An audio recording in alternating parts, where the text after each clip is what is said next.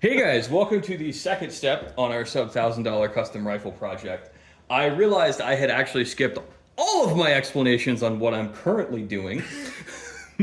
You're welcome. This is take two because you could hear Phil giggling in the background because I could just see his eyes crossing and I realized no one is going to keep up with this. But basically what I'm trying to figure out is what do I need to machine this barrel tenon to and how do I measure that? So we've got to find our distance from this face to the shoulder. We've got to figure out our thread pitch, our outside diameter, and then I got to figure out the size for this counterbore, both depth and diameter of it. And I have already figured out this is a 1-inch nominal thread OD, and it's a 20 TPI, which frankly is a godsend. I don't like doing metric threads. Now, for you machinists out there, you may cry at this little trick, but for you hobbyists, you're gonna be like, oh my God, I love this trick. And this is how you don't drop your thread wires on the ground. So we'll look on here. What does this guy recommend for 20 TPI? Recommends 29 thousandths of an inch diameter wires. So that's what I'm going to grab. It's all going to make sense in a few seconds, guys. I promise. And see, you can already see the lovely plasticine from the last time I did this.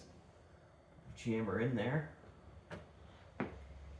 Jam these in here. We're going to get our thread measurement over wires. Now, I'm doing it this way instead of using my dedicated thread mic because we're trying to do this on a budget, and I don't want to offend the pores with too many fancy tools. But see, this turns your 3-hand job into a 2-hand job.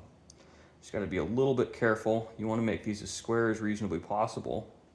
And I'm just going to make note of my thread measurement over wires, which is 1 inch and 9 thousandths.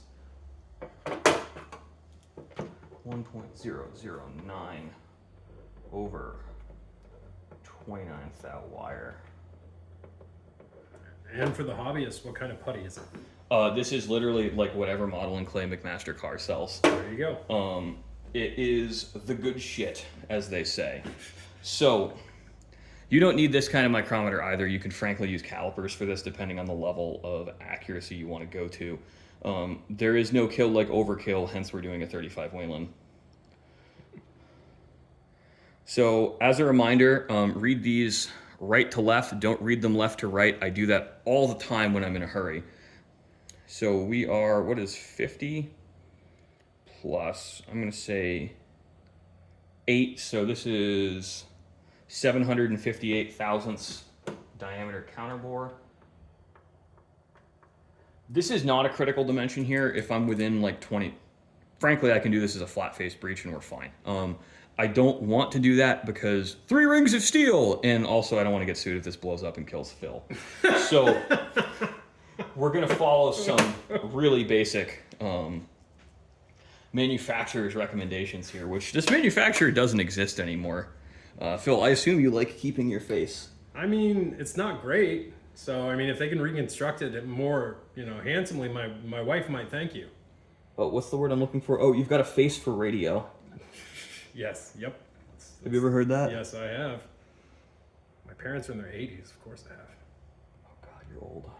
Fuck you. Oh, wait, can I say that? That's fine.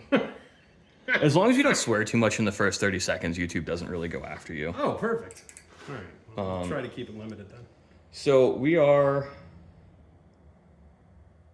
I can't do math right now. I'm getting performance anxiety. So it's 138 thousandths deep.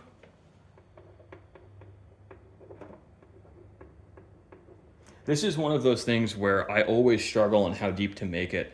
If you make them too shallow, you don't get enough bolt nose clearance, but if you make them too deep, you can have cartridge cases rupture. So on something like this, I'm probably going to target like 135 as my depth on it. I would suspect the target depth on these was 140 thousandths of an inch. Because 758 thousandths, this diameter doesn't matter too much for safety, but 758, I'm guessing the target diameter was 750 plus. Yep. So you don't want to go undersized. and I would bet that this was 140 plus or minus, or it was 140 minus for your tolerance. Just some fun facts here. And we're also not getting crazy measurements, and I'm going to sneak up on these. So frankly, for like super precision bench rest guns, I'd be taking these 3 or 4 times and doing the average. But for something like this, where if I wind up an 1/8 inch short, I don't think Phil cares, and I don't care either. So we're right on 704 thousandths. Nice.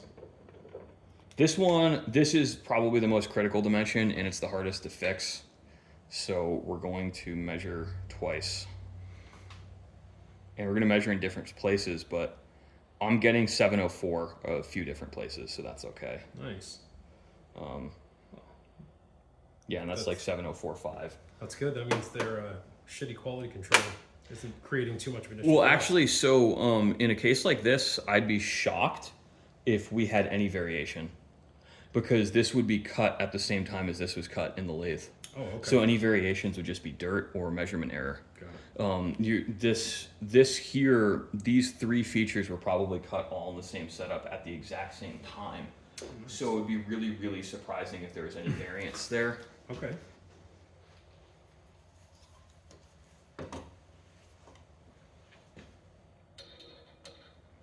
So this is arguably one of the most critical aspects, and this is headspace. However, I have gotten 30-06s to function before with 30 thousandths of excess headspace. Sammy, I think, no, almost 40. I think Sammy says you're unsafe at like 20. At that point, you just get light strikes. But I'm betting we're going to be like 2 or 3 thou.